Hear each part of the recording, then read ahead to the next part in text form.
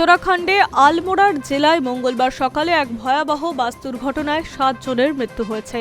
যাত্রীবাহী একটি বাস গভীর খাদে পড়ে যায়। দুর্ঘটনাটি ঘটে ভিকিয়াসাই বিনায়ক রোডে। 7 জনের মৃত্যু ছাড়াও বাকি যাত্রীরা মারাত্মক জখম হয়েছেন। তাদের স্থানীয় হাসপাতালে চিকিৎসার জন্য ভর্তি করা হয়েছে। পুলিশ সূত্রে জানা গিয়েছে, শিলাপানির কাছে বাসটি নিয়ন্ত্রণ হারিয়ে গিরিখাতে পড়ে যায়। সকাল 6টা নাগাদ বাসটি ভিকিয়াসাই ছেড়ে রামনগরের দিকে যাচ্ছিল। দারহাট পেরিয়ে যাওয়ার পরেই দুর্ঘটনাটি ঘটে। চালক বাসের নিয়ন্ত্রণ হারিয়ে ফেলায় তা গভীর একটি খাতে উল্টে পড়ে। প্রাথমিক তদন্তে জানা গিয়েছে, বাসটিতে 12 জন যাত্রী ছিলেন। তার মধ্যে অন্তত 6 থেকে 7 জনের মৃত্যু হয়েছে।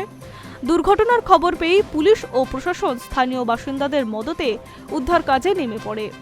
রাজ্য বিপর্যয় মোকাবিলা বাহিনী দুর্ঘটনাস্থলে পৌঁছে গিয়েছে। ট্রেনের সাহায্যে বাসটিকে সোজা করে রাস্তায় তোলার কাজও চলছে। স্থানীয়রা জানিয়েছে, প্রবল শীত ও কুয়াশায় আঁকাবাঁকা পথ ঠিক করতে পারেনি চালক। উল্টে যাওয়া বাস আর যাত্রীদেরকে আটকে রাখতে পারেননি বলে সন্দেহ। জেলা সদর দপ্তর থেকে 100 কিলোমিটার দূরে দুর্ঘটনাস্থল বলে সূত্রের খবর। I news network.